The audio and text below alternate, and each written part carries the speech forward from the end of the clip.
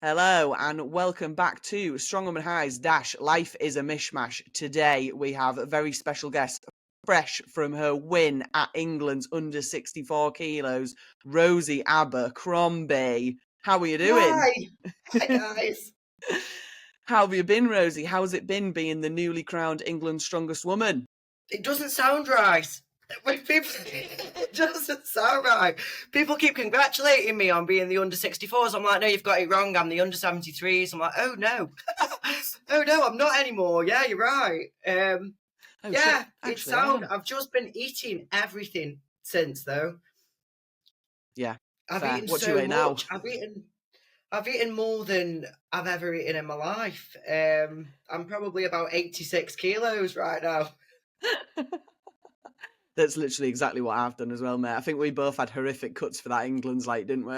I think it's just that last week I was so hungry that the second I could eat again, it's just I've taken the piss. I've Yeah. fully taken the piss. I don't feel good.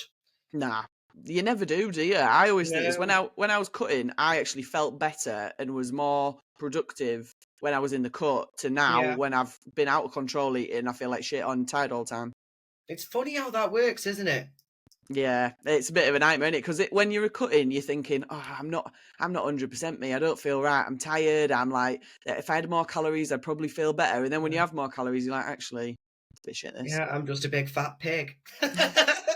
I doubt that. I doubt that. But anyway, well, you have a full list of accolades before you. Anyway, not just this Yeah. win. Do you want to go through what we've already done? If people wouldn't know you, little elevator pitch about Uh, yourself.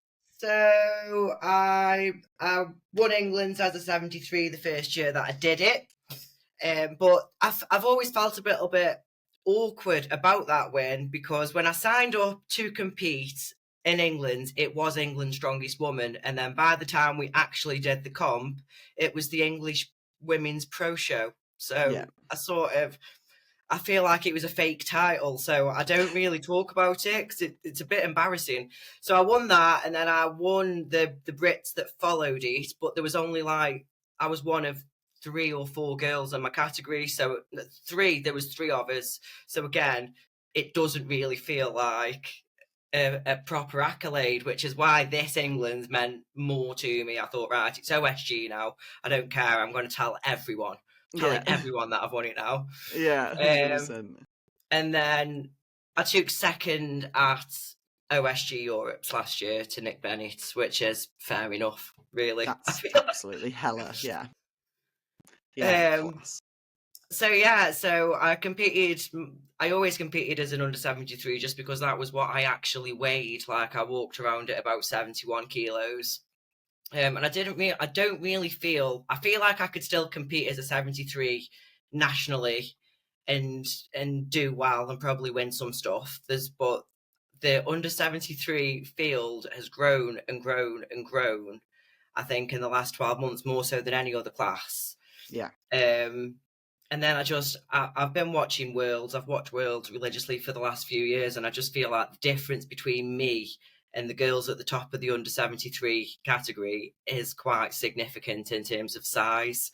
right. And I just think if I can't beat him, then I'm going to join him and I'm going to play the game. So I'm just going to be a 64 and see how that fares me at a world level. I think is the plan. Yeah, very fair. You're tall for a 64, aren't you? You're probably the one of the tallest 64s there is. Yeah, I'd there say at is the a couple. I moment. think Tatiana's pretty tall as Yeah. well, isn't she? But still, I am a bit of an anomaly, which has its perks, as we saw at England's with some of the events. No, exactly. I'm sure we'll get into that at some point for sure, for sure. Yeah, cool. So then we'll get straight into it if that's all right with you. Yeah. So, what has been your strong woman high? Uh, there's been two biggies. So the first one was winning that England's on my first year because even though it wasn't England's strongest woman by the time we come round to compete, like in my head that was a really big deal. I Yeah, think prior to that I did a novice comp at Chaos, I did one Inters comp, and then I did England's. So I was sort of going into that quite naively, and I can remember my mum saying on the morning, like, "You're going to smash it," and I'm like, "Mum, take the pressure away from me. It's England's Strongest Woman, okay? I'm going to be happy to be in the top 10, leave me alone sort of thing. And then I went and won it. So that, I think, that was like a massive moment for me, thinking, Jesus Christ, like, I'm good at this. This is a thing that I am actually good at. Like, I'm the rookie and I've just won. Yeah. I think it was my first time ever actually doing frame carry. When I look back at the videos as well, like, I don't feel like it was a great performance from me. Like, I look really awkward doing everything. I didn't have a massive amount of experience sort of training actual strongwoman events. And I was just relying on brute force, really, but it was enough on that day with that field. So it was winning that and just realising that I did have a massive amount of potential in the sport. Because, I mean, I'd done CrossFit. Prior to doing Strongwoman, I'd done CrossFit for like 6 years. And it had taken me 4 years just to get to like RX elite sort of level. And then I started competing at that level and I was at the bottom of the field again. I'm like, this is rubbish. This is going to take years and years and years. And then like, I just did that, my first Strongwoman comp for a bit of fun. And within 10 months, I had a national title. I was like, right, okay, this is better. Yeah, this is for me. This is immediate gratification. This is really good. So that was probably my first big high, and then my second big high was the Europes, second place at Europes, because I don't think, again, that was another competition where, I mean, I went into that off the back of not doing very well at my second Englands, and I was really sad. I was really sad about my performance that year, and I can remember I was so sad, and Europes was going to fall on my 30th birthday, and when that was released, I said to Joe, I was like, I don't think I can do this. And he's like, why? I'm like, because if I mess it all up again and I feel the same way that I felt after England's, I can't do this sport anymore. I'm sad all of the time. So then obviously coming second to Nick, because I thought I was going to, again, I thought like top 5 would be really, really good. Like Rach was in the lineup. I just, in my head, I had Rach Great on such a pedestal. Thought there's just no, she's going to beat me on 5 out of 5 events. But yeah, it was a really good lineup. And I think placing second there, again, solidified that I can do this. Like if I keep my head on, I can put a good performance together. Yeah. So Europes and my first England's, and then this has been great as well. But like, I feel like this England's is more of, in my head, sort of a means to an end.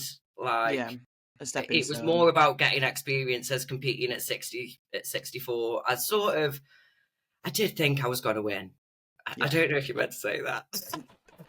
You can say whatever you want on here, mate. I did believe that I was good enough to win. But yeah, it was more about sort of just seeing how I responded to the cut and just seeing if I did lose massive amount of strength at the other side of a water cut. And I really just don't feel that you do, to be honest. And I think there's room for improvement and I can do a better job of the cut next time. But I don't feel, I was really, really scared about doing that. And I don't think, it's fine, isn't it? It's not that bad. It's not that bad. I think that what I always think is when you first start doing water cuts, I'd always recommend someone to do a test run first to see like how your body responds, because like my water cut protocol is very different from a lot of people's, and it has to be personal to you. However, I personally find that I actually do lose quite a bit dependent on how big my water cut is. If I lose more than sort of 2 or 3 kilos, I have a noticeable difference in my comp day performance. But so like England's just gone, I had a definite difference in my performance to what I was expecting to do. Yeah.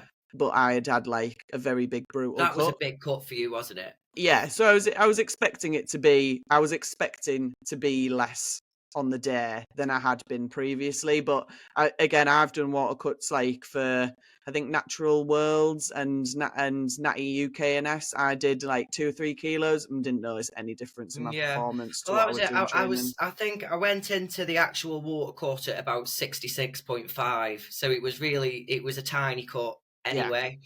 But I wanted to be able to do it from that lighter body weight. So I know that next time I can do it from 67. And the yeah. time after that, I can do it from 67.5 and sort of grow into the cut, if that makes sense. Yeah, it allows you a little bit more room to grow and not to have Yeah. to do such a big like dietary cut, I think, Yeah. in the beginning. But it would be interesting to see how you fare as you get a little bit heavier and you do the bigger cuts, how you feel differently about it as Mm, well. Because it's interesting because you are still fresh into this sport, aren't you? Like, when did you yeah. start competing? Was it 2022? So my first it was 2023 that I won England's, and my first ever comp was like the September the year before that. So Yeah, way under 3 years in the actual sport. yeah, I still don't know anything.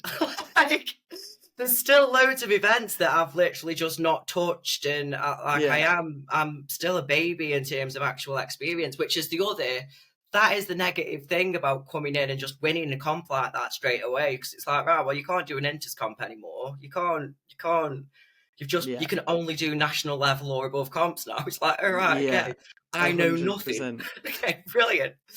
100%. Yeah. I think you're an anomaly in terms of that you've come into the sport, but you've got a very big base. And I feel like a lot of people do this. So like you're similar to like Emma Grunnells, Anna Stelfoxes, who've already done a lot of training previously to Yeah. this. And then you come in and you can hit that high level fast. And I know you said like about obviously English Pro Show and Britain's Pro Show that it was a smaller field and you didn't feel like it was as legit. But again, that relates back Yeah, to, well, in you fairness, were the there on girls the who I day. beat had been doing it for years. Do you know what I mean? So it's not to take anything away from them. 100%, and Um, you were the strongest there on the day, and yeah, I'm a big believer in that. If you win that title and you're the strongest there on the day, yeah, if the standard or the depth isn't as high as it should be, that doesn't really matter because you've still turned up and you've still done it. So yeah. you shouldn't be You can you only shouldn't beat who turns up, can't you? exactly, and you can't really take that title away, like because you still did it, didn't you? You still got Mm, it. I So got it. It's. I don't know. I'm one of these people who crawls up their own arse talking about their achievements anyway, to be honest. It's not nice, is it? Do you ever have a relative ask you how competing's going? And it's like, it's fine. what I Don't make always me talk about it. What I always think's quite funny is whenever someone outside of the sport asks you, like I've had a couple of people this week be like, "Oh, how was your competition?" I'm like, "Yeah, I came second, like in England," and they're like, "Oh my god, that's amazing!" And I'm like, "Yeah, it's all right." Yeah, Like, because it's pretty such good, a yeah. massive part of our life, and we do nothing but downplay it to people around 100%. us. Yeah, you do, don't you? Like, You oh, do. that old thing. Yeah. Yeah, it's mad, isn't it? It's mad. I did want to ask you as well though about you were talking before about how like you'd done CrossFit for a while and struggled to get to like the top of that, but then coming into Strongwoman, you came in and got like instant gratification. Do you think Yeah, that's one of the things that like really draws you to Strongman? And yeah, definitely that. I just think with CrossFit, um, like obviously a lot of my strengths played in well to certain CrossFit events and but I'm quite clumsy on my feet. you are, you are. And I'm quite slow to sort of learn some technical stuff. So I was really good at the strength events. I was pretty good at Olympic weightlifting. And then anything asking me to walk on my hands, Becca, is a lot. It's a big old ask. And sort Mm, of it was just the more technical that I just really, really struggled. And my fitness, I was a smoker as well. I smoked when I did CrossFit. So obviously, like my cardio capacity was nothing compared to some of the elite in the sports. yeah, But then I come into Strong Woman still as a smoker, and I was the fittest like yeah, by a mile. So it's just sort of, even though I wasn't that great at CrossFit, sort of just the base level that I had coming into Strong Woman from that just meant that I could surpass so many strength athletes. yeah, Um, 100%. like I honestly think that you give any top level CrossFitter, 12 months to train strongman events, and I think they could take all the titles. Yeah, I'm a big believer in this as well. I think it's almost a like forgotten thing within strongman that you actually do have to do some conditioning, and Yeah. like the minute you start to train it and do it, you realize how much easier strongman becomes. Yeah. But people Well, it's like just the haven't more worked it out yet. technically you can lift as well, like just being more technically proficient in something like a log press. Just if you know how to push it that log, the chances are that you're going to get more reps than somebody who's fucking strict pressing it. And Yeah. yeah, that's just something that CrossFit, you know, they do really well at, don't they? Yeah. So yeah, 100%. I think coming into it from CrossFit definitely gave me I fell on my feet, really. Yeah, 100%. I think you were. I remember you first coming out onto the scene and everyone being like, "Oh shit, who is this? Where's she come from? Why is she so good all This of a is sudden?" annoying. Yeah, furious. But I think that's a really interesting part of strongman because it is still in such like an infancy stage of its like progression that you can, if you cross over We from can another just have sport. people pop up from anywhere, can't we? Yeah, it's still like you can go to comps and even like you don't know everybody and you look at the athlete list and think, oh, I'm not sure who they are. And you can sometimes dismiss people, but then all of a sudden you get someone like you come through and you're like, oh no. Yeah. There was a couple of girls like that I thought at England's this year. Goldie, who won the 70. I'd been saying when I saw the athlete list for the 73s at OSG, I thought, I think I should do both. I thought I should do both, and then I got there and I didn't. I decided not to do both. But I got there and I saw that Goldie, and I thought, I am Thank glad fuck. I'm not doing both. Thank fuck I didn't do both. Yeah, that would have been hard. It should have been hard to beat, I think, competing in both I categories. mean, I think like it shows that she needs a bit more experience in events, but I think just that level of brute strength, Yeah. she can just do anything, can't she? It doesn't matter if she's doing it well or not. She's still probably going to beat you. 100%, yeah, She's just so strong. 100%. After a certain point, I think like especially in women's, I don't think it's as easy in the men's side, but I think in the women's side, if you come in with just a general brute strength level, Yeah, then you've got a good chance of doing very well yeah. to be honest, most like high level competitions. I do think it's almost an easy way in, isn't it? But So cool. yeah, glad I didn't do that one. Probably a good I chance. thought Grace in the Opens as well. She's sort of come completely out of nowhere, hasn't she? Yeah, see, I've followed Grace for a while. I've known about her for a few years. I think because it might have been that England's a couple of She years pulled a ago that peck, you didn't did. she? Was it the year Yeah, before? I think I was meant to be doing the Opens or something. I remember seeing her and like having a little stalk of her and being like, "Who's Grace Hilbottom? Who's she?" And I looked on her profile and she was like repping out 200 kilo deadlifts and like hitting 100 kilos over, and I was like, "Oh shit! Oh no, you're gonna be a I'd better nightmare." put some weight. Yeah, I was like, nah, I'm sick of the Opens now. Time to be an 82. But yeah, again, like she's just been ticking away in the background training, Yeah. and it's like big time paid off this year for her, hasn't it? And I think she'll make waves at Brits. To be honest, I think Yeah, she'll be definitely. up at the top of It Brits. is. I really did want, as amazing as Grace was, I really did want Annabelle to win it, and I'm a bit sad. I just wanted to see Annabelle at Brits this year. I think that would have been so 100%. good. I think she should get an invite anyway. It wouldn't surprise me. I was thinking about this the other day. It wouldn't surprise me, I think, if they do a bit of a drop down invite to Annabelle Yeah, potentially, I and think they maybe should. even Leanne as well, because like Yeah, it was close at the top between them three. Like obviously Grace had a bit of a landslide towards the end, but I think those three would be, and they'd be an awesome addition to Brits as well. Like I think yeah. it would bring a lot of people to watch it too. Yeah, Leanne had a fantastic show and she was really, really good. I just wish that she wouldn't have one motioned that first stone because I think she would have beat Annabelle in the run. But Well, yeah. Leanne is she's just so strong, isn't she? She can just Yeah. pick things up with her hands and just Again, mad. another one who's come in and just is got such a high level of just brute strength. Yeah. So Very even though impressive. the technique's not quite there yet, a couple more years and she'll be a nightmare to deal with in the Yeah. Opens. Did you see that 140 stone load she did? Yeah. It looked so easy. What? It looked so easy, Yeah, honestly. she's so humble and just nice. She's a Yeah, really nice lady as well. I yeah. like Leanne a lot. No, me too. I hate competing against her, but I do like her a lot.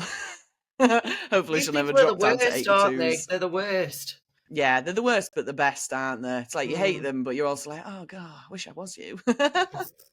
But anyway, moving on then. So what's been your strong woman low? Um, yeah, England's last year was really, really awful. It was the worst. I think because I'd won it so easily on the first year that I did it. I think I won it with about the first year. I think I had about a 12-point lead when I won. It was. I don't think I actually needed to do the stones. Yeah. So then going into it the second year, and I was a bit more confident as an athlete, and I had a bit more experience, and I believed that I was good enough to win it, and everyone around me thought that I was going to win it. And then I woke up on the morning and just cracked like an absolute egg. I was like crying. I didn't want to go. I just had I felt so nervous that it was like physical within my body. Like I felt sick. Yeah. And then I got there and I felt like a really anxious weirdo. Do you know when you can sort of see yourself and you think you're being weird, but you can't control? Yeah, you just can't stop being weird. You're like, oh no, this is out of control. I couldn't stop how weird I was being, and I just sort of put my headphones in and isolated myself from the people around me to try and control the weirdness, which just made me weirder and even more nervous. And then I didn't do that well on the deadlift, but at the time I was happy with what I'd done. But I thought I need to win the overhead now. I've got to win the overhead, and then I completely fucked the overhead up. It was awful. It was just the worst performance that anybody has ever done. It was terrible. And I can remember Chloe Brennan was reffing me, and that scared me immediately when I walked out. And I was like, "I'm sorry, but where's Stu? Where's Stu Murray? I can't do this in front of Chloe." And then I started, and the drop pads moved, and I had to bring the drop pads back, and then they fucked off again. And it was just honestly it was the most unfortunate 60 seconds that anybody has ever witnessed. And I went back and cried because I knew then with how many girls, I think there was like 17 girls in the field. And I think that mess dropped me down to about 12th after that event. And I was just like, well, that's it. And sort of the second that had happened, I could actually start enjoying my day a little bit because I thought, well, the pressure's gone now because even after a 5 out of 5 performance on the next 3 events, I don't even think I can get on the podium.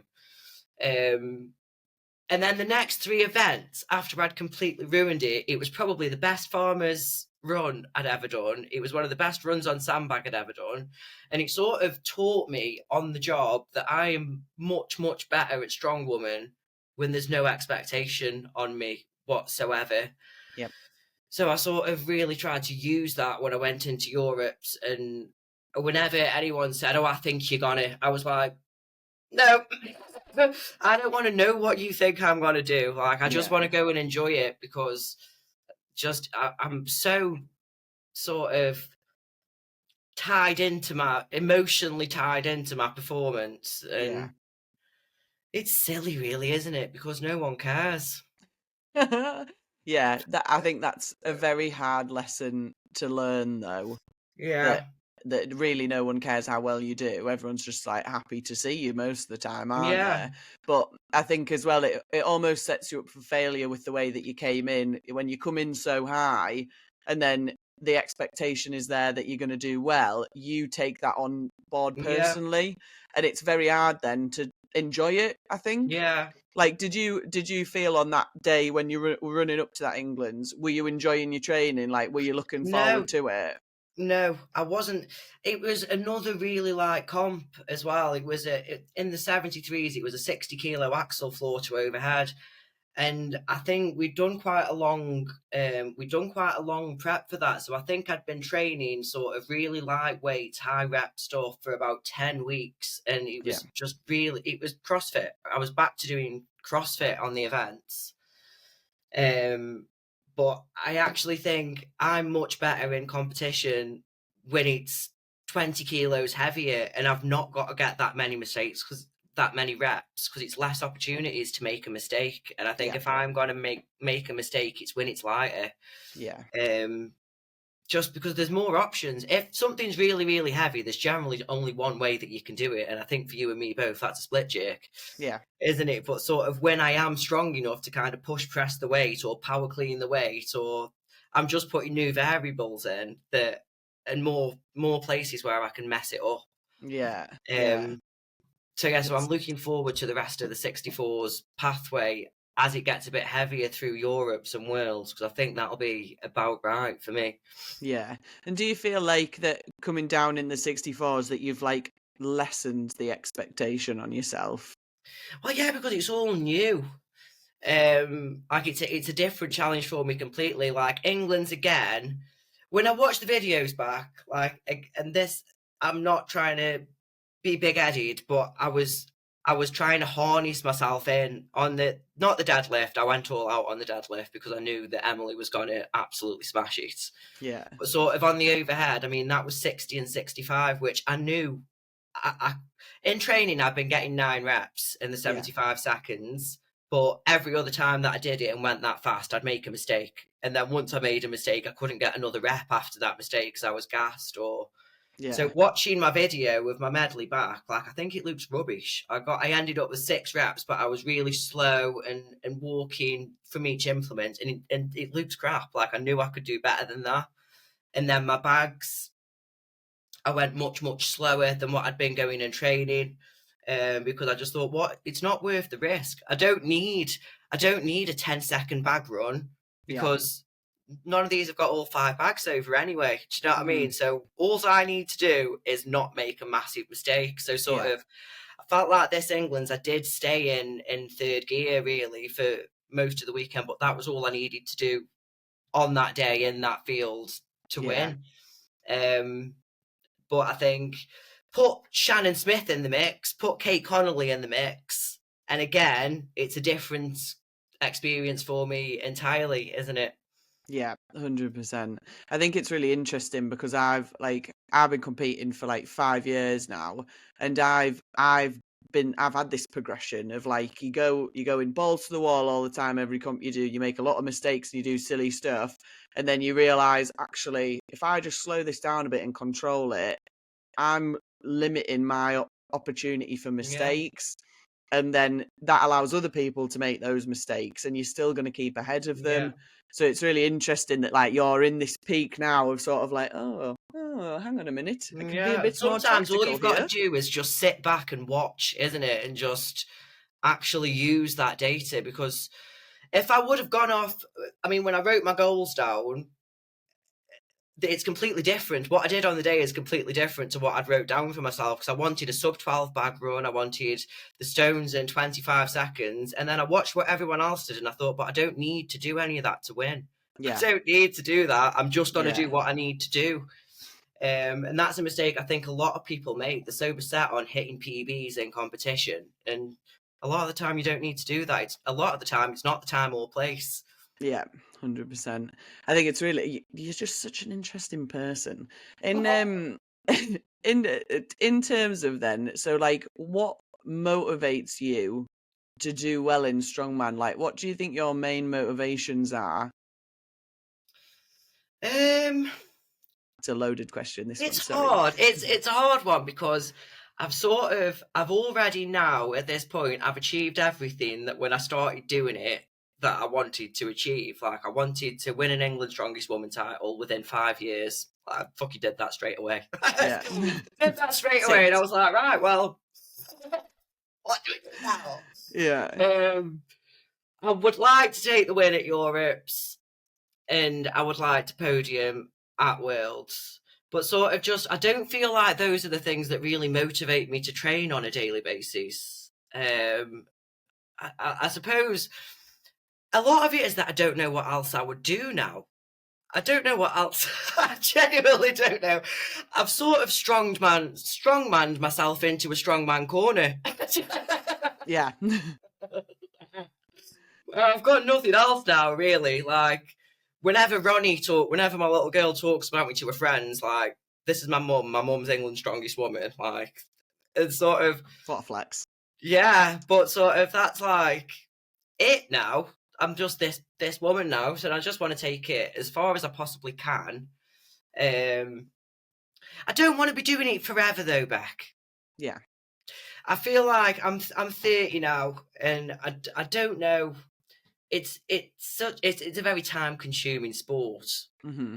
isn't it? And I love it very much, but I do feel like probably with how much time I give it at the moment, I don't think I'd be willing to give it this much time for more than, say, 5 years. Yeah. Just in terms of the stress on my body, and to be complete, you're in pain a lot of the time, aren't you? I don't know, like, even when I'm not injured, like, I ache constantly. Yeah. So I think I will always be involved in the sport, but I think to sort of be trying to compete at the level that I'm trying to compete now, I don't think I've got 5 years, I would say. So my motivation is just to get as far as I possibly can in that time while I've got a body that allows me to, really. Yeah. Yeah. That's all we Makes can sense. ask, isn't it? 100%. Yeah. I think it is. It's an all-consuming hobby, I think, and that's the hardest thing. And I know as well, you've got the gym, you do a lot of coaching, so it is like your entire life now, isn't it? And Yeah. it's hard to keep a momentum with something that is that consuming and that hard. Like, it's not like it's Yeah. easy. It's really hard, isn't it? So it's a tricky thing. What do you think you would do afterwards? I just don't know. I just don't know. Like you say, I'm at a point now, like when I first started in the sport, like I was very much just a PT, like sort of I was still PTing on the gym floor, like 16 hours a week. And I was online coaching, but my online coaching clients were mostly doing bodybuilding style training. To now I've got like 25 online clients who are all competing in the sport. And that's just grown hugely beyond my expectations so far. Yeah. And I just feel like the way that that's heading, I feel like I probably will have a place in the sport for beyond when I'm competing, if that makes sense. 100%. Yeah. Um, but yeah, it's become every part. Like obviously, I live with Joe, who lives and breathes strongman. Yeah. Just it's every part of my life now. So I don't really know. If I were to stop doing it, I would have such a gigantic void to fill. I dread to think what I would do. What would I Yeah. do? There's no place for me anywhere else now, I feel like. I Yeah. couldn't go back to CrossFit with my tail between my legs. No, don't. I think going over 30 and going back into CrossFit's going to be a nasty fucking shock. 100%. And like, this might sound a bit like Aggie questioning, but I think you'll take it well. Does it concern you that you don't have anything else outside of the sport? Yeah, it does concern me. Like, obviously, I have got things outside the sport. Like, I've got a daughter, like, I've got a child. But I think that it becomes a point, even when you just. Because before I was with Joe, I was just a single mum, like, and I spent 80% of my time just with the child. So, Yeah. sort of, that was my whole identity. And Mm-hmm. then, like, I've sort of, for the past 10 years, I've not really had like a proper job. Yeah. Like, I've not gone to work. And so my life has sort of been, I get really connected to whatever I'm spending the time doing. So it is worrying. Like, my biggest one is what if I do get a major injury and I can't do this for 6 to 12 months or Yeah. longer? What will I actually do? Yeah. But now I do feel like with the coaching that I'm doing, I can still be involved on some level, even if my body isn't allowing me to isn't allowing me to train or to compete. I can still help others. Yeah. Um, 100%. but yeah, if Strongman were to just be cancelled tomorrow, I think there'd be a lot of us who would be completely and utterly lost. I don't know Yeah. what we'd do. It's because when you're in it, aren't you? You're so in it. 100%, yeah. Like I had this when I had my bicep off last year, and Mm-hmm. looking back now, that it's a very minimal injury, which like I come back from very easily. But at the time, I remember thinking, "Oh my god, I have Yeah. nothing, like nothing else other than this, and But now I I can't do do the feel one like you thing." have got quite like a rich and varied life. You do loads of crazy things outside of Well, strong. I Well, do now, it yeah. appears that way to me. I do You're now, always yeah. playing birds and stuff. Yeah, 100%. Yeah, but I think that really solidified that injury for me. Really solidified the importance of having stuff outside of the sport, because up until that point, like I was in going into my second year of like university and stuff, and I had exams coming up. Like I think I did my bicep in February, and I had exams coming up sort of like I think it was the month after March or Yeah. April or something. And I was super like just focused on one thing, and that was doing that record breakers. The only thing I wanted was a British record. Yeah. I knew that I was going to get it taken off me immediately by Donna afterwards. Didn't care. I just wanted to be able to say that I had that British record for a bit. And every other part of my life was sacrificed for that Yeah. until my bicep came off. And I very quickly realized I can't do that. I Yeah. can't be like that, because I went into such a bad pit of like, I'm actually depressed now because I've put too much, all those eggs into that one Yeah. basket, and I can't live like this anymore. And that, I think for me, that especially was a turning point. And I think it took me a while to realize it, because again, I did the same thing towards the end of last year, because I felt like I'd had too much time out of the sport, and I was like, oh shit, I need to do everything. I need to do this comp, I need to do that comp, I need to Yeah. show that I'm back, I need to show that I'm better. And then I fucked up again at Worlds, at Natty Worlds. And I was like, no, this is the second lesson. It's the same lesson that you learned before, but Yeah. it's another one. Like, you can't live like this. You Yeah. can't do this. And I think that was like big turning points for me, which has changed the way that I'm competing this year, which is very much like, if I don't want to do a comp and I'm not excited, I'm not going to do it. And I think, like you said before, when you were saying on that run up to England's, you didn't enjoy it. You didn't enjoy your Yeah. training. You didn't enjoy the prep. And then, therefore, didn't enjoy the comp either. And for something that we're still paying to do and that Yeah. we're doing as a hobby, it's shit when you don't Yeah. enjoy it. So why would you do it? Yeah. I think it's so you put such a great deal into it, and you can just ruin it within a 60-second window. You know, it's Yeah. you're banking so much just in that how you feel in that 1 60-second window when you get a 3 2 1 go. And you know, I think that this going into all my competitions this year, I just want to keep in the back of my mind that it's okay. Like, it's okay. And the reality is, I won England's 2 weeks ago, and my neighbours still do my head in every single day. I've Yeah. still got to go to work. Like, my back still hurts. Nothing, literally nothing has changed. It doesn't matter whether, even if you win, like, there's an hour or two where you feel absolutely unstoppable and everyone says loads of nice things, and then Yeah. it's just back to work. So it really doesn't matter. Doesn't matter. Yeah. Um, 100%. I mean, it does It's matter. that. It does matter, but it doesn't matter enough to ruin the rest of your life. You know? It's finding that balance, I think, that where you're treating it as a hobby, but you are taking it seriously. Yeah, And I think that in itself just takes time. It yeah, takes quite a long time to be able to find that happy balance. definitely. Cool. So, what would you then tell yourself if you were just starting the sport? Mm. Back to the beginning. I would tell myself to be patient. To sort of, I think as well, when you do first start doing a sport like this, it's quite easy to sort of hit PBs every other week because you're just getting loads of newbie gains and you're just doing things for the first time. So of course, you can hit a PB the following week just by doing something a little bit better. Do you know what I mean? Like, Hmm. it's not that you're getting stronger that week. It's just that your technique's improved or you're a bit more familiar with it, and then Yeah. that will stop.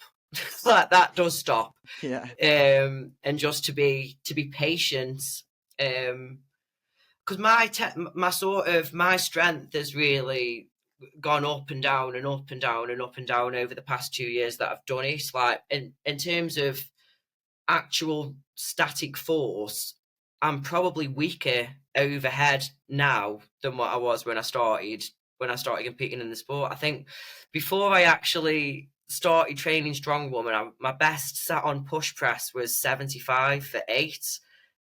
And I could not do that now. But I was just so much stronger then. And like, I was training push press all the time then. And then sort of, I've not trained push press now. I'm training split jerks and I'm training push jerks. And sort of, I think it's easy to feel disheartened by, oh, well, I used to be able to do that, but I can't come close to doing that now. But then, overall, the big picture is that I'm much better at Strongwoman now, which is what it's all about. And I think I've also placed a lot of thought into sort of, because I used to do a lot more hypertrophy. Because before I did CrossFit, I did bikini, so I've really come at myself from all angles. But I placed a lot of value in having big muscles. And then since being coached by Josh, we don't do any hypertrophy at all. It's not a thing. If I do some hypertrophy, just because I've got the time to and I feel like doing a bit, but it's not something that is really programmed. And so I think when I'm had a bad session, I think, well, it's because I'm weak now. It's because I'm weak and I can't bench 80 kilos anymore and I can't do all these things. But I forget that isn't what Strongwoman is all about. Like, I'm quite proud that I have beaten people who I know I'm weaker than. Like, I've beaten Rach, and Rach is stronger than me. Rach is bigger than me and stronger than me, but I can get the advantage because I'm better at some events than she is. Like, I've gotten so much better at events, and it's really easy to sort of focus on, oh, but my muscles aren't as big anymore, and it don't matter.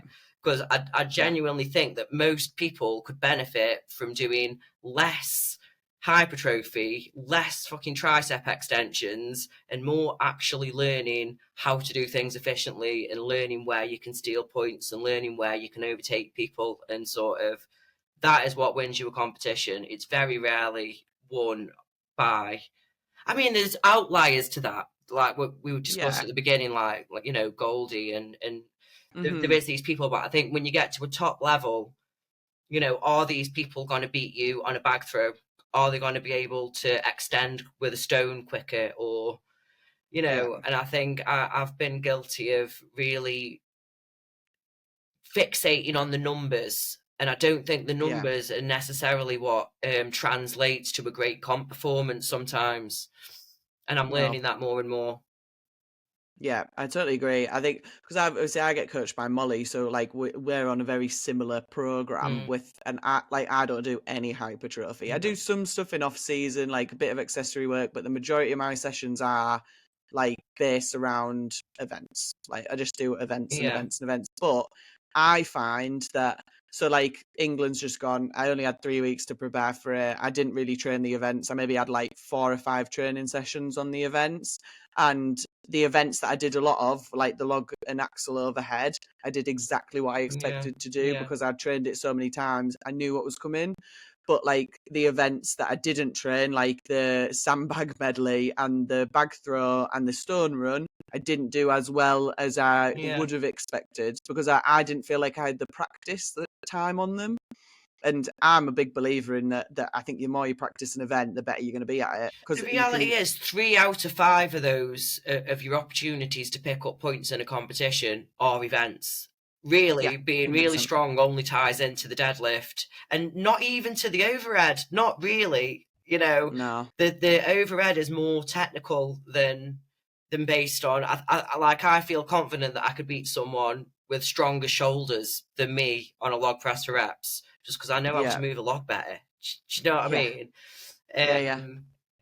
So yeah, I think that is the main thing that frustrates me at competitions, seeing these girls do really, really well in the static events, and then they get to a bag throw and it just looks like they've never done it in their life. And you're just thinking, why is that not your primary focus in the prep? Like, why are you not doing that 4 times a week? How? 100%. It's really frustrating to watch. And it almost like the bag throw at England's, like, it almost takes away from how good I am at bags. It takes away from it because it looks like I'm just like she's really tall, that's why Just she's a good at freak, that. yeah. Like, no, it's not because I'm really tall, it's because I've trained it 3 times a week and I've got good at it, and it's not 100%. impossible. No. Well, I think this ties into what I was going to ask you next, which is if you're happy to do it, to go over the England's the controversy on the stone platforms. Yeah, I'm happy to go over that. So, because I've listened to a few podcasts, I was listening to like the KLC Strongcast the other day, and they were talking about it, and they were very much like, well, we don't want to say too much because we didn't know what happened on the day. So, for anybody who doesn't know, at the England's just gone, we were given the opportunity to make a decision on the morning as to whether we wanted to keep the stone platform heights or whether we wanted to drop them to 4 foot across the board, weren't we? And it was, if it wasn't a unanimous decision, then we were all going to stick with what was originally put. Yeah. Now, I voted no to change. And I think you voted. I was standing with the 64s at the time who all voted yes, and I put my hand up to change it. I put my hand up to change it, and Hannah Johnston was standing next to me, and she sort of looked at me like, why are you doing that? Why are you changing it? Why are you making that really stupid vote?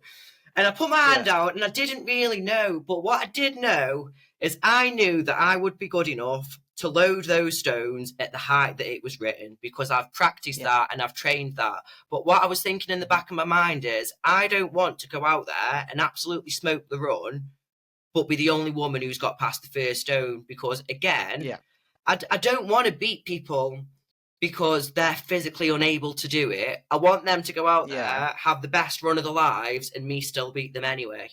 Do you know what I mean? Yeah. So I didn't really... I haven't really got like a big opinion on whether the stone platforms should be higher or lower. Like, I do coach girls who are 5'1", 5'2", and they can load to the higher platform. Like, so I'm aware that it's a skill that can be trained and can be taught and you can get better at. I've also seen some ridiculous posts saying that it was like 65, 66 inches. That's bullshit. It was 60 inches, which is exactly 5 foot.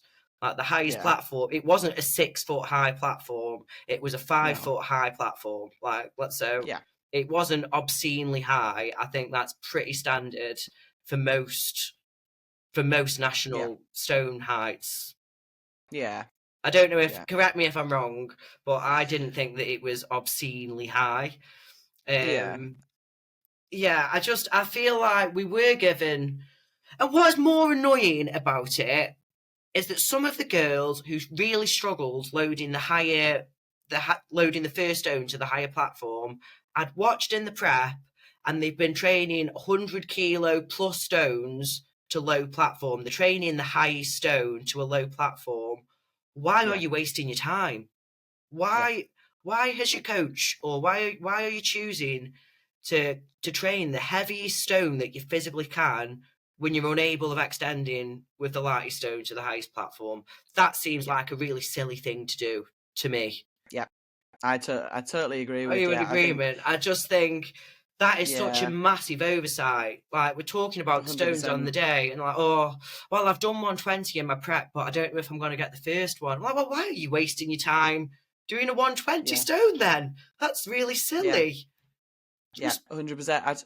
I totally agree, and I think that I don't think that was too high. I think I have an opinion that yes, I do think that there should be tiered, like, sort of differences between the weight categories. I don't think that that's a bad thing. I think that's a good thing, and I'm totally for that.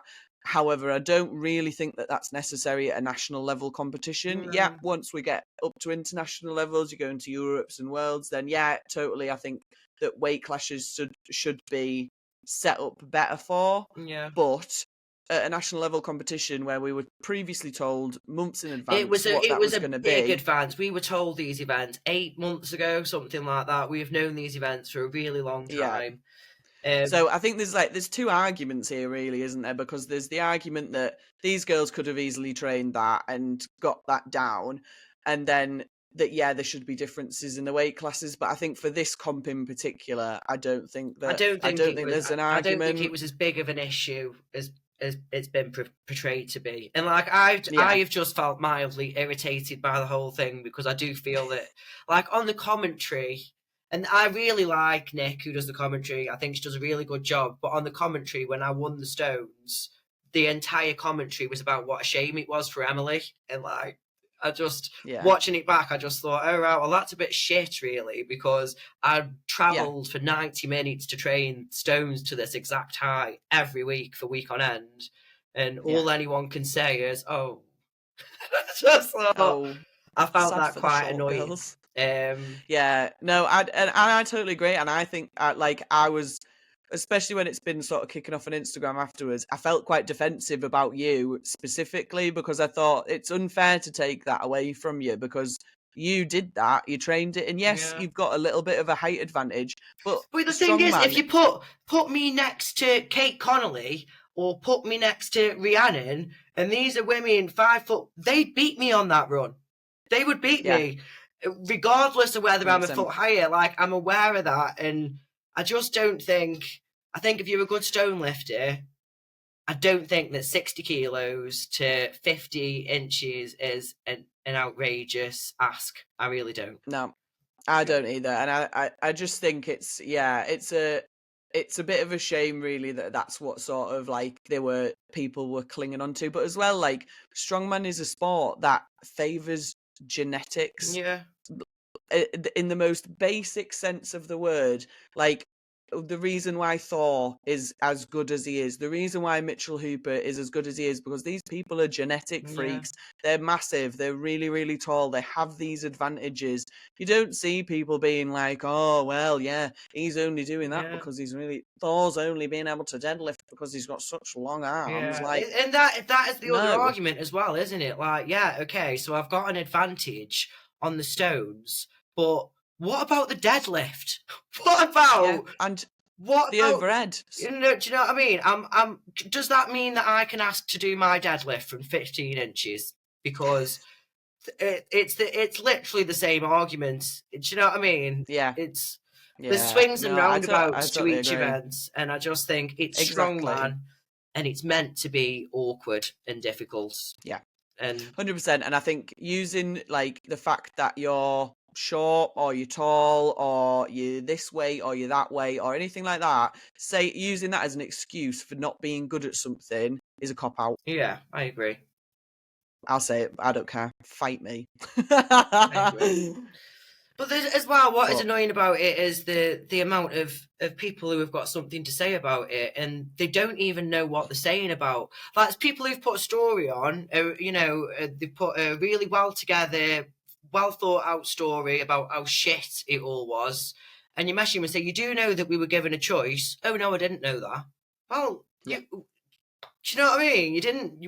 How can you have such a massive opinion about it and you don't know what happened? We were given a choice. I think that in some ways, I think that we shouldn't have been given a choice. Yeah, so I've had this discussion with a few of the girls, and I think to be honest, that's the only thing that annoyed me throughout the whole day, is that I don't think it should have been an option. I think it should never. I think have that been AD should have backed his decision. I think it almost shows weak leadership, doesn't it, to sort of change the mind at the last minute. It's like, does he think he's made a mistake? And I don't think, I personally do think it was reasonable, but I would have, on hindsight, I would have rather that the Stones were lower, just so that they could have had a better run, so that I could have beat them on an even playing field. I think it's one of them, isn't it? It's a difficult, like, sort of area to be in, because everyone's going to have different opinions on it, and like I've had a big chat with Luke Davies about it, and we had very different opinions on it, but we were able to talk about it like grown adults and not fall out. And I think again, this is another problem in strongman. People take everything so fucking personally. Yeah, we do. But I do. I do. Every status, I'm like, well, they're saying that I'm rubbish at strongman then. Joe's like, they're really not, Rosie. You're really, really, this is in your head. I'm like, no, well, if they're saying that the stone eye should have been changed, and they're obviously saying that I'm not the and so I can be a bit mental with these things, and I can. But it's just I think a massive part of it for me as well is that I do feel that the first year I won England's, oh well, it wasn't the real England's, and then I think this time for me, like, this was my rightful. And then to them people say, oh well, of course she won, she's really tall. It's like, fuck off. Actually, because I've actually won it twice, fair and square. So leave me alone. Actually, I'm just good at it, all right. I'm sorry. Yeah, but it was sort of like my chance to show that it wasn't a fluke, and then I felt a bit attacked, but I'm sure that no one was attacking me, and it is just a me issue. I hold my hands up. Nah, well, I'll say it. I wasn't having anyone attacking you either. I thought it was well deserved and it was fair, and like in the nicest way. If you're short, get better at loading iron stones. Yeah. There's your advice. Like, that's what you need to fucking do. I'm sure I'll get someone on here who's short one. I'll kick off about the whole thing. Well, you've got like Rhiannon is probably the best weight class stone lifter of all time, and she is absolutely fucking tiny. So yeah, 100%. She is tiny. Yeah, and if she can do it, then the possibilities are endless, aren't there? Yeah. No, totally agree. Right. Well, let's move on then to the silly goose. Unless you have any other strongman bugs you would like to bear before we move on. No, I've said enough, I think, haven't I? Any other kickoffs you would like to do? No, I think that's all of them out of my system, I think, for now. Perfect. Right, silly goose time then. Silly goose times. Silly goose. It's silly goose time, where our lips get loose and our minds run free. Silly goose. It's silly goose time, where we chat a load of shit that's of absolutely no use. It's silly goose time. So, bam, bam, bam. I'm scared. I'm really scared about this. No, I've got quite a few ones, to be fair. I've been thinking about them because I always run out of them, especially when I'm doing the mini interviews. I always run out and I have to think of them on the fly, and they're never that good. But I do have one. I've been thinking about this for a while, and I've spoke to a few people about it. But I'd like your opinion on it. Okay. So it's a two-parter. First of all, what do you think happens at the Bermuda Triangle? Oh, Max, I don't know what that is. Shut up! You're telling me you've never heard of that one. Cut that out. I don't know what that is, and Joe will go mad because we spoke about it. Is this one that if Joe hears this now, he'll be like, he knows everything about the Bermuda Triangle, and you've just got no idea what it is at all? Honestly, is it something in the sea? Is it in the sea? Yeah. See, yeah. I've got an inkling. I can't comment because I don't really know what it is. Right. Well, we're not doing that one then. I'm not wasting that silly goose on you. Don't waste that on me.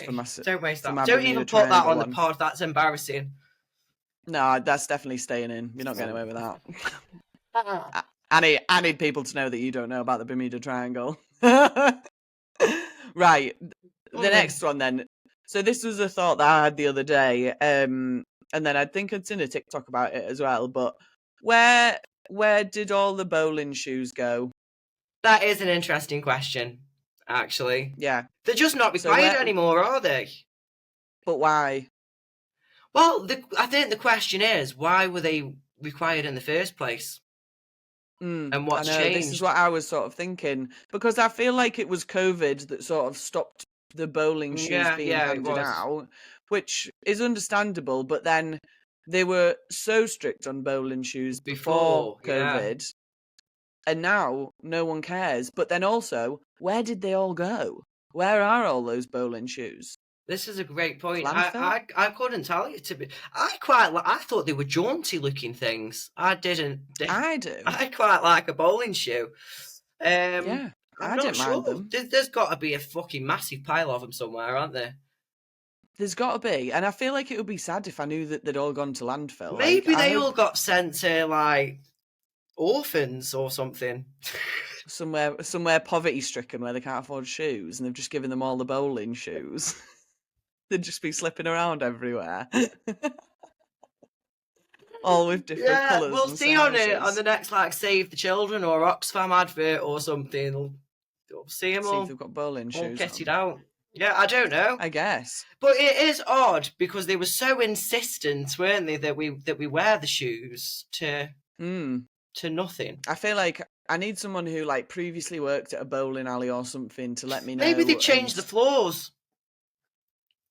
Yeah, that's a very fair point. Maybe they've changed the way that they're. I mean, why were they? Was it to stop the slip? I couldn't even tell you why we used to have to wear bowling shoes. I think it was to do with slipping on the floors. So maybe they've stopped varnishing the floors the same way. So but I feel like the bottom of the bowling shoes were smooth. Oh, weren't they? It's been a long time since I've worn a pair of bowling shoes. It's been a long time since I went bowling, to be honest. It's not really my jam. I'm not a big fan of bowling because I don't like having to have the children rails down at the side. And I feel like the minute they go down, I'm actually not very good at bowling and it ruins the fun. Yeah, it is. I actually took, she was only about 6, but I went with just me and my 6-year-old after school one day about 2.5 years ago. And it was honestly one of the most painful experiences of my life. And I just thought, she didn't enjoy it one bit. I didn't enjoy it one bit, and we've just sworn that we won't go again. It's not very good. It's not. I think even if you're good at it, what are you doing really? What are you doing? Yeah, I think it's been a while since I went, but I went a couple of years ago with my uni friends, and like it was just into my strongman career, so I was like, I felt very strong. I was very strong in myself, so I picked the heaviest bowling ball that I could, and I threw it very hard, and it like cracked into the floor. And after that, I thought, no, this isn't for me. Strong. Like we're too strong. I didn't have the right technique, but I had too much strength, not enough technique, and therefore I wasn't very good at it, and that just upset me. Yeah, that is a problem. I just feel like I still feel empty when I'm playing it. even if I do hit a pin, it's not enough to fill the void. It's not enough. It's not. No. There's no you. real excitement. I just feel like, and then when I was hitting the pin, when I went with Ronnie, she was just getting her arse out about it because she hadn't hit anything. So I couldn't even celebrate the pathetic victories that I was getting. And I just thought, this is the worst experience ever. We're never doing this again. And we never. I feel like you're probably too competitive for bowling, aren't you? You're the sort of person that you take to an arcade and we'd have a shit time because you'd be too much. You'd be way too competitive. It wouldn't be fun. It's not for me. You'd be there at the claw machine being like, fuck! Why is this claw not working? It would finish me off. Going and kicking off at the reception. There's injustice. There is an injustice going on. Again, though, another interesting question: how do bowling alleys survive? It's interesting, isn't it? They've all got like soft play places snuck in the back now, haven't they? So they're trying to make different streams of revenue, but they're rubbish. Yeah. They're rubbish day out. Just when you're a kid, there's just so many opportunity to spend quids in there, and that's all you want to do when you're like 10. Like, can I put a quid in there? Can I put a quid in there? So many things to put quids in. But as a grown-up, terrible experience. It's just the worst. A lot of money for not a lot of like payback, is it? Yeah, not enough. So if anyone ever wants to do anything fun with Rosie, don't ever take a bowling. She hates it. It'll be the worst experience ever for her. But you can wear your own shoes. Which I guess, depending on how much you like bowling shoes, is it a bonus? Is it not? Nobody knows. But if anybody does work at a bowling alley or knows what happened to the shoes, then please let me know. I wonder if they'd be good for strongman, like especially on that floor we were on at the weekend. That was quite. I bet they would be. I bet. Have you actually had a look? I bet you can get some on Vinted. Should we have a look? I bet you can get some bowling shoes on Vinted. You can get anything on Vinted. Shoes. This is if I go onto eBay now, and this is where they all are. I'm going to be like, unbelievable. This is going to be where they are. End up here? I bet you can get a job lot. Let's have a look. Oh! Is bowling like? Is it an Olympic sport? Oh, I don't know. I think you're borderlining onto like bowls, aren't you? I don't know whether bowls is a Olympic sport. 10-pin bowling. Oh, lawn bowl shoes? No, not that some one. of these are See, these really are all brand nice. new. Some of these I'm looking at. They're a bit Jazzy Jeff, aren't they? They're expensive, though. There's ones on here like some 80 quid. Yeah, that's what I'm looking at. There's some really So nice. where are all the old ones? They've been burnt, haven't they? 'Cause They've definitely been burnt. There's been a cremation, and we've just all been told to hush about it. Oh, I'm going to keep talking about it, me. Where are all the fucking bowling shoes? I want to know where they've gone. What's happened to them? So, have we got any final thoughts for the pod then? Anything you want to plug? Anything you want to finally talk about before we go?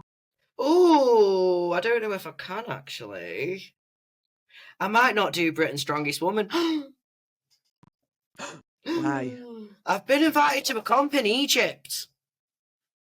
In Egypt, I thought you were going to say the Scottish Strength Cup, and I was going to tell you to get fucked because I'm doing that. I was invited. I was invited, but I've declined because I'm too important. No, Joe was going to do it originally, but then they changed the date of Midland's Strongest Man to that weekend, so now he's going to do that instead. So we're not doing the Scottish Strength Cup.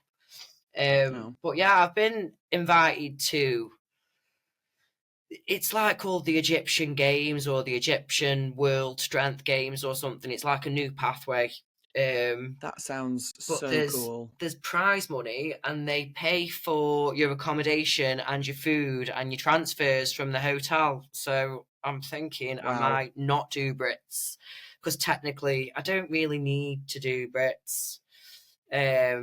And I think I'd quite like to go to Egypt for 4 days instead. The only thing that scares me with that is I've never travelled alone before. Ever. Ooh. Have you done that? Nah, so I used to ski instruct when I was younger, and I loved travelling on my own. I went to Japan and lived on my own for like 4 months. It was Do class. you know what? Everyone who I've spoke to who has done it has been like, do it. You'll love it. It's been the best thing that I've done. The problem you have is that once you get used to travelling on your own, then you have to travel with other people. It sucks. Right. Because you hate having to do other things. Yeah. Like when you're travelling on your own, like I had quite a lot of time on my own, and I spent quite a lot of time in like Tokyo on my own, and I could just do what I wanted every day. I was like, get up, what am I going to do today? Oh, I'm going to the zoo. I'm going to do this. And I had no one being like, oh, can't do that. And like, if you're quite like charismatic, like you are, you'll just make friends while you're out there. Yeah. So I think I'm going to do that because I think as well, if I am going to go to Worlds in December, then it'll be good to sort of have some experience of what the water court and stuff will be like on a plane and sort of. That's good, shout. Because it's all complicated enough when you're at home, isn't it? So I feel like a bit of exposure to that will be useful. So I might not do Britain's Strongest Woman. That's exciting. So, but then that does blow things wide open for the 64s. I don't know.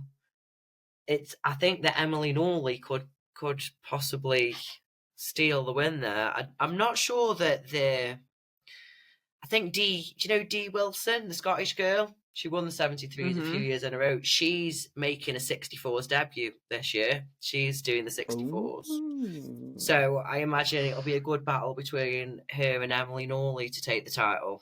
If I don't do it. But yeah, it's in Egypt. It's 1,500 for first place, £1,000 for second place, and £750 for third. So even if like I only come third and I spend £300 on plane tickets, I'm quids in, and I've been to Egypt. So yeah, I feel like 100%. If break even, it's a free holiday, isn't it? So there's that. And then I'll be doing OSG Europe's as a 64. I'm really hoping that Shannon Smith's doing that. I'm calling her out, actually. I'll call her out right now. I've never called anyone out before, but I will feel that if you don't do it, you're a bit scared of me. So you heard it here first. It would be really nice to compete against Shannon and Kate as well. I don't know where Kate's gone, but I'd like to compete against the best 64s in the country. That'll be a cool lineup. That if that happens, that would be a super cool lineup to see. And then Worlds hopefully if I can get there. But I've got to get there first, but if you found a way, I can find a way, I'm sure. 100%. I found a way, and I'm also planning to go to Worlds this year, so we could even bunk up. That would be We could fantastic. sort something out there. But yeah, no, I'm pretty keen for Worlds this year too. As long as it's somewhere nice. If I have to go somewhere shit for it, I'll be furious. I've heard a few nice rumours, to be honest, but I don't like to believe anything. I've heard it might be Texas. That would be unbelievable. That would be really cool, wouldn't it? 100% sold prior on to Texas. that, what did Ryan Myler told me? I can't remember where he said. It was somewhere like the Maldives or something like that. Someone's told me they think it's going to be in England, which I think is bullshit. I fucking hope it is. That would be the dream scenario, wouldn't it? Nah, I don't think so. You'd get none of the American athletes would come across. Yeah, none of the American athletes would come across. It'd be shit. Absolute shit. It just seems so far away, though. It's so far away. Yeah. Could we just shake hands on Europe, somewhere in Europe? That, Well, I think that I don't understand why it shouldn't be somewhere like as central as possible, like Amsterdam, because a huge international airport, pretty much everybody can get there fairly easily. Everybody wants to go there as well, don't they? It's like a bit of holiday destination as well. Like, I don't see why that would surely be a bit better, but we'll see. We'll find out. We're still growing, aren't we? We're still getting there. Yeah. We're getting there. But yeah, so if people want to find you, where can they find you? And if they want to be coached by you, have you got any spots? Have you got any spaces? I've always got spaces. I'm not one of these people who pretends they've only got one space available. I've got loads, loads of spaces. Honestly, I can have you all. No, but actually, so I've run the gym, don't I? But I've been since we opened. I've been taking classes 6 days a week. Which from next month I won't be doing anymore. I'm sort of letting that side of the business go. So I will have a lot more time for online coaching and just for doing more of the things that other people like. Chloe Brennan's content is really good, isn't it? It's really good. Really and good. I get annoyed sometimes thinking, why can't I make content like that? And it's because I haven't got the time, because I've got a child and I'm taking classes 6 days a week. So I am, the next few months, I really am hoping to do more in terms of like getting my brand together and just making better content and making better resources. So yeah, on Instagram, I am Big Sexy Lifts. The gym is SOS Gym NUL, Newcastle under Lyme. And yeah, that's it really. I'm a bit of a gobshite, but in between me having a go at people, there is, little pearls of wisdom along the way. So it's worth a follow, I think. I think you're very clever, and I think when you do get content out, your content is very good and insightful. Like, I think you're very similar to like Josh and Molly, where you see stuff that other people don't see, and you can like almost have that outside the box sort of thinking. And I think that's why, again, you are so successful as a coach as well, because you can just tune into people really well and do those technical cues, which I think is lacking a lot in strongman, to be honest. Yeah, it's watching other people sort of, even at a national level, watching some of those athletes do certain events. I just think, oh my God. Like a couple of little tips and you can fix so many problems just immediately. It's just being able to see them, I think, that's the problem for most people. Yeah, but we won't start slagging off other coaches because we've done really well. We've done fairly well at not slagging anyone. We've done really well this time, so I won't only get a few. that. Only a few. See how many times you can get cancelled in one podcast. I'm really pleased. Every other podcast I've done, it's been like to talk about this or to discuss this. So coming on here where it's a little bit looser has really stressed me out because I thought I need a framework. I need to be kept within a guideline. But no, we've done well. That's why we like it, because we can go off on tangents, we can follow them. That's why I like this podcast, because it's you can talk whatever you want. If you come on with an agenda, we can talk about your agenda, or I can pick something apart and find something else out about you. You're that very you don't good. know I've anything about enjoyed watching the Bermuda last Triangle. few weeks. You've been getting all sorts of different athletes on at different levels, and I think it's quite nice for those people to get the limelight as well, to be honest. Absolutely. Building platforms. That's what we're here for. Building platforms. You're doing a But right, yeah. good job.